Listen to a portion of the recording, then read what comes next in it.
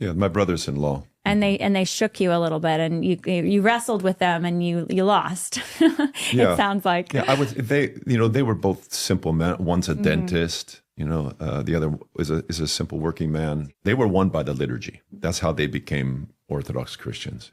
St. Paul describes a beautiful thing that was happening in the early churches in 1 Corinthians 14, where he's describing the impact of the worship service on pagans who were coming into the Christian communities.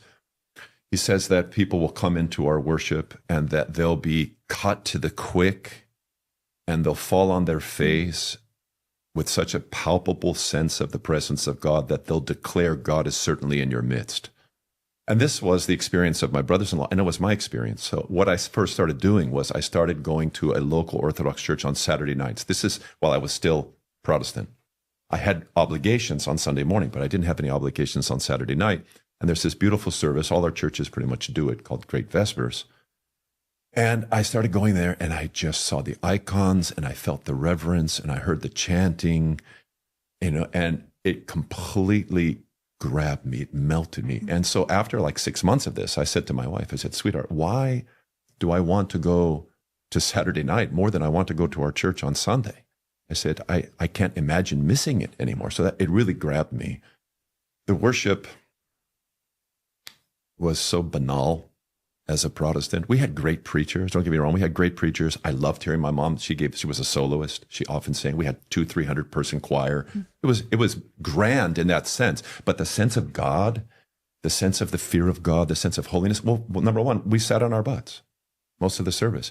There's 3 positions in Scripture for prayer: standing, kneeling, and prostration. 3. Over 200 references to positions of prayer in the Bible. Guess how many are sitting? None. One. King David, after committing a huge sin and knowing that God was going to take his son, fasted and did not eat for a week. And at the end of the week, it says he was sitting and praying. So I always tell people, look, you want to sit in church? Fast for a week, you have my blessing. Fast for a week. Otherwise, get your butt up. Stand and show some reference to God. Kneel down. Prostrate on the ground, because those are the biblical positions for approaching God. And that's what I experienced in the Orthodox Church. I went in there and I went, oh my gosh, that they actually believe they're in the presence of God, that heaven and earth are mingling. This Pauline conception, which you see in the Epistle to the Hebrews, chapter 10 and 12, where Paul describes Christian worship as us ascending to Mount Zion and mingling with the angelic hosts, that's what worship is we transcend earthly realities. I have experienced that for over 3 decades now. It's my life. It's life. It's why I'm a priest.